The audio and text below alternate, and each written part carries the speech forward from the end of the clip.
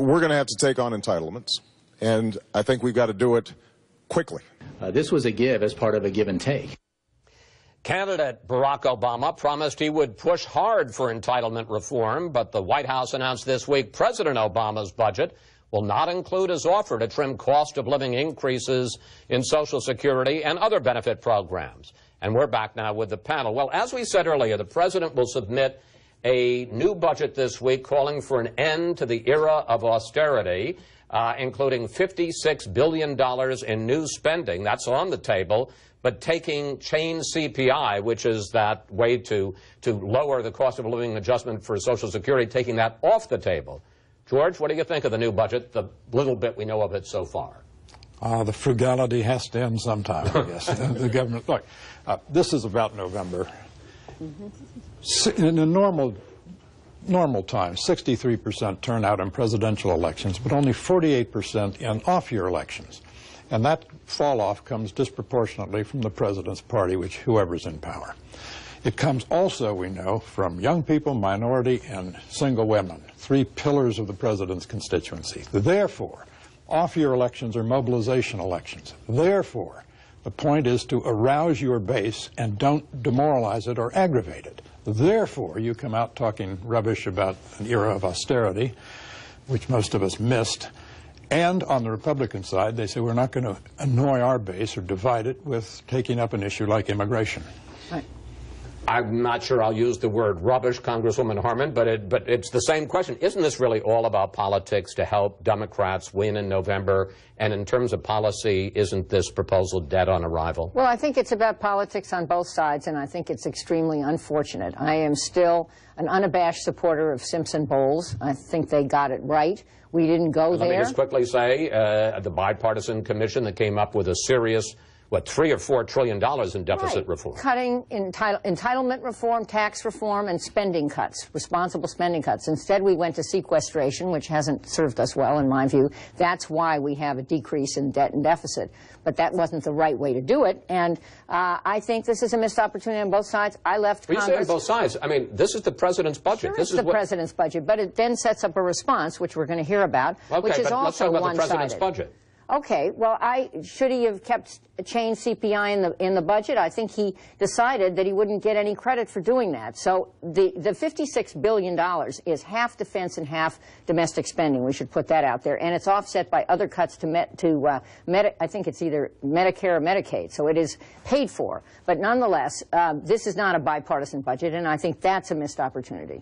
Michael, I want to ask about the deficits, which I discussed with the senators in an earlier segment, because the White House talks a lot, let's put it up on the screen, about the fact that in the next few years, the deficits go down. 2014, it'll be $514 billion. 2015, it'll be $478 billion.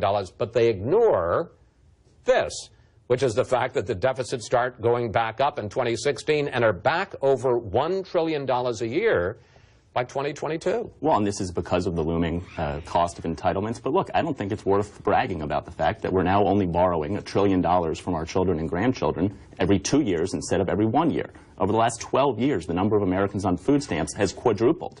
It requires a radical redefinition of the word austerity to say that what our country is going through right now is austerity. We should be cutting spending. We should be looking at ways to responsibly put forth an agenda that unites Americans and allows them to grab onto the ladder of opportunity.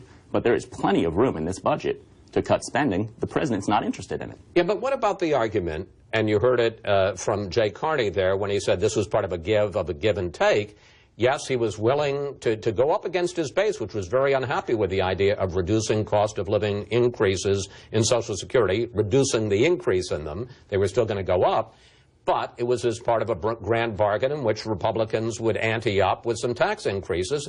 And you can argue whether they're right or wrong, but he's saying, why should I give what I was put on the table if the Republicans take all their chips off? Well, the first bill that passed the 113th Congress was a tax increase. It increased tax by $600 billion. The last thing that happened in the year 2013 was a tax increase in the Ryan Murray plan. Look, the president has perfected the art of going behind closed doors, pretending to the American people that he's willing to negotiate when he's not. The president talked in his budgets about changing Social Security and common sense reforms. There has been no indication from this president that he's actually interested in coming together and reaching a grand bargain or any plan to address the long-term entitlement problems our country has. He wants to play to his base by increasing spending and fulfill the Woodrow Wilson view of progressivism that sees no limit to government's ability to intrude into our lives. I'm going to switch subjects a little bit, but Juan, you'll be able to talk about that as well. House Majority Leader Eric Cantor issued a legislative agenda for the House this week to try to show that the GOP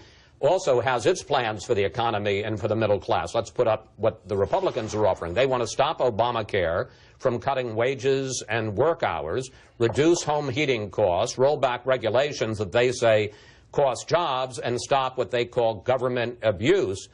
Juan, can Republicans persuade voters it's really the GOP that is looking out for the little guy, looking out to help the middle class, and not the Democrats? Yeah, they could do it by closing some of these loopholes that are on the table in terms of not increasing taxes per se, depending on how you define it, but closing loopholes that allow the wealthy to continue paying lower taxes. So you would get more tax revenue, and I think that could help with some of the spending issues that we're concerned with. But in terms of the agenda that you're... But this agenda that's just come out from Majority Leader Cantor doesn't include. All of that is a dead letter. Many of those things have been proposed previously and gone nowhere with the Senate. So it's like it's going nowhere. And to respond to what Michael was saying earlier, last year the GOP urged President Obama, include change CPI in your budget. And then when Paul Ryan, the House Budget Chairman's budget came out, nothing was in there in terms of closing loopholes or any increase in revenue. And then Greg Walden, the head of the Republican Congressional Committee, said this is a shocking attack on seniors, made it thoroughly political at high cost to the president, given what Chris just told you about how his base reacted to this, doesn't want it. So why would the president stick his neck out again, given that Republicans chopped it off the first time? There's a great opportunity for bipartisanship in Washington if you're willing to take on the entrenched interests. We were thrilled to have Juan over at the Heritage Foundation 2 weeks ago talking about school choice. Let's take on teachers' unions who don't want to increase choice in education. Mike Lee has a great bill. It looks at a country with more student loan debt than credit card debt. Mike Lee has legislation that would radically transform the higher education cartel.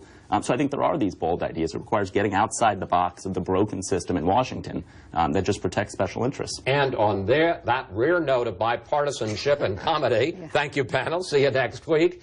Up next.